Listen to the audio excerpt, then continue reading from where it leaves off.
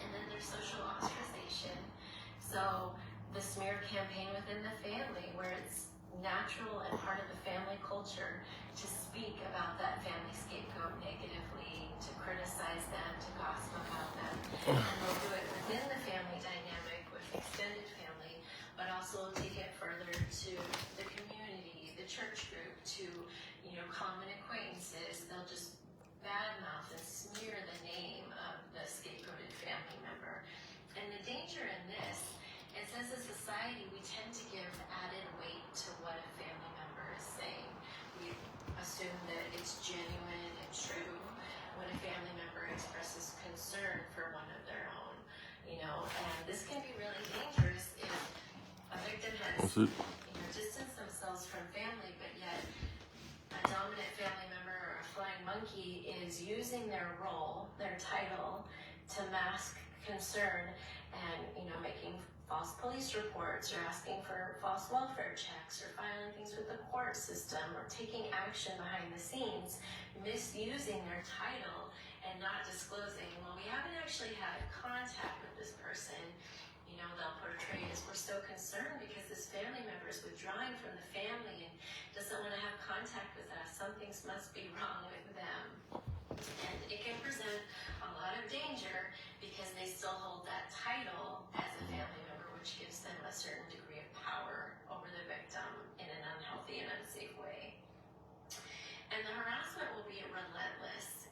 There is an endless, unceasing need to destroy the targeted individual, to make sure they're not doing well in life, to make sure nobody supports them or sees them in a good light, and it will just be endless and relentless.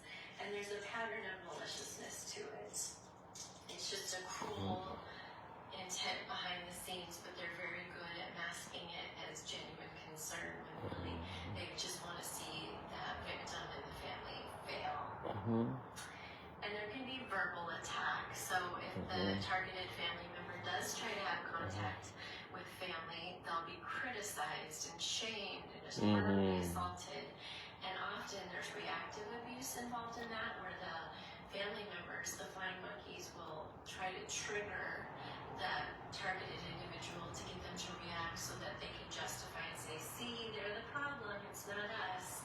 They're, overreacting or causing contention when they're behind the scenes trying to poke and prod a targeted family member who's just trying to have a bond with their family despite all the abuse they're experiencing. And there can be a financial abuse. So whether in childhood, when there's family mobbing, or in adulthood, there can be, withholding of information and resources and inheritance theft from the targeted family member. They could have a dominant family member claim them on their taxes in adulthood without their knowledge, or take out insurance policies on them. I know in childhood I wasn't allowed access to the same food and resources as my siblings. There was a time when I didn't even have a bed, everyone else had a bed, and I had one of those inflatable pool loungers, and it would deflate in the middle of the night, and I would have to blow it up with my mouth while I was half asleep every night. So the financial abuse will continue on, years later into adulthood, and this family member loves to see the financial struggle of the targeted individual. They want to see them in poverty. They don't want to see them own a home or have a stable job. They'll be doing things behind the scene to destroy that and watch them suffer, watch them go without, even though, they're committing theft of the victim's own resources and not allowing them to have access to them, meanwhile leaving them in an impoverished state. And lastly, there can be physical harm. If the family target, the scapegoat, is trying to speak up and tell the truth about this dynamic and what's happening to them to stay safe, the more they speak up, the more they're going to be targeted by that family group, the more they're going to try to enlist others in the community and law enforcement and the judicial system to silence and quiet and discredit that victim. And they may go so far as to try to seek physical harm to permanently silence that victim.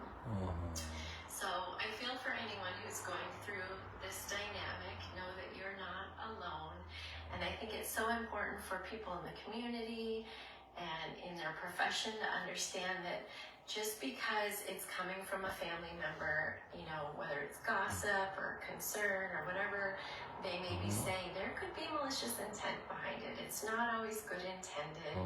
And, you know, if gossip's coming from a family member, it's probably not true. And why would a family member be gossiping about their own loved one in the first place? What do you think, Mom? It sounds accurate to what is being done to me by Anita, Albert, Sam. So I